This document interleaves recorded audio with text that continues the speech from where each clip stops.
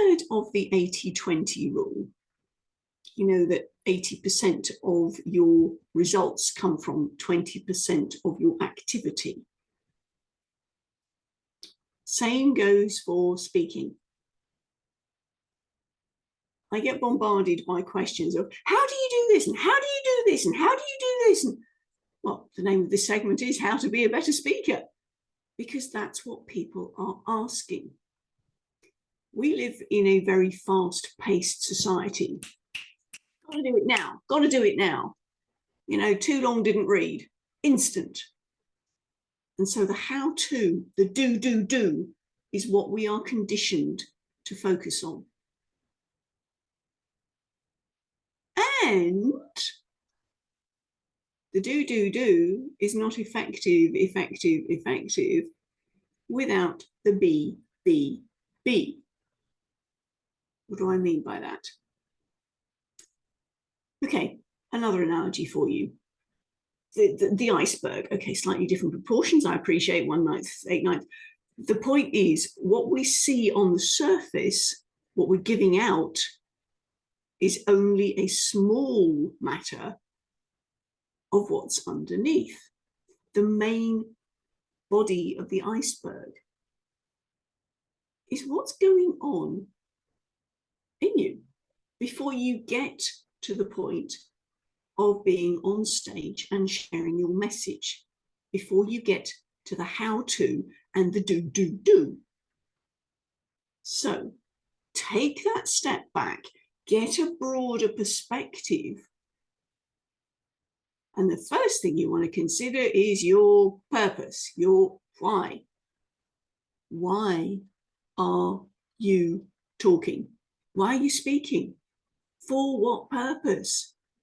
What is that connection that you have with your heart and your mind lined up so that you can speak passionately about your topic?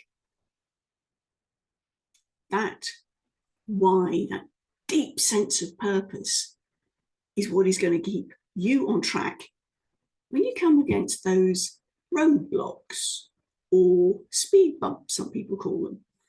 There will be obstacles that get in your way of going from, I've got a message, here's my audience, I'm speaking on stage. It's not an easy A to B route, I can tell you that now. But then the point of your message, if you are an inspirational speaker, you've been through something that you didn't particularly appreciate at the time, but you've taken the learning from it. And that's what you want to share, isn't it? Was that coming out of that stuckness, that horrible place that you were in? Was that a direct route? Was that an instant magic wand job? I doubt it. Same applies for you with your speaking. Having that deep understanding of your purpose and being able to communicate that to your ideal audience, which is where the second pillar of influential communication comes in. Your people. Who are you talking to? That is crucially important to dig into. So this is getting into the iceberg underneath. Long before you actually think about the how to do the talky bit. This is the be bit. Who do you need to be in order to deliver this? You need to be that person who can coordinate their head and heart, their message, resonating beautifully head and heart. They are the person who can be inside the skin of their ideal audience. Because then, when you can inhabit that person,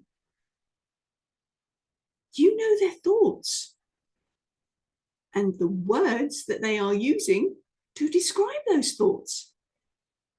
Because your words do have power. And when you give those words back to your ideal audience, they go, whoa, you've been reading my mind. That is powerful. Then you have your audience on side with you, that deep level of rapport, that know, like, and trust. Sometimes the like's not there because you're talking about things that you're putting your finger on something, but actually it's what they need to hear. And they do thank you afterwards. But that only comes when you are deeply connected with your why and the people you're speaking to, your purpose and your people, your person. Who is it that you're speaking to?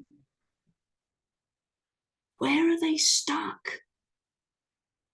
What is it that they don't want to do anymore? The place that they're in and how they're describing it. Now, I've just given you a quick overview of the first 3 pillars of the 9 pillars of influential communication.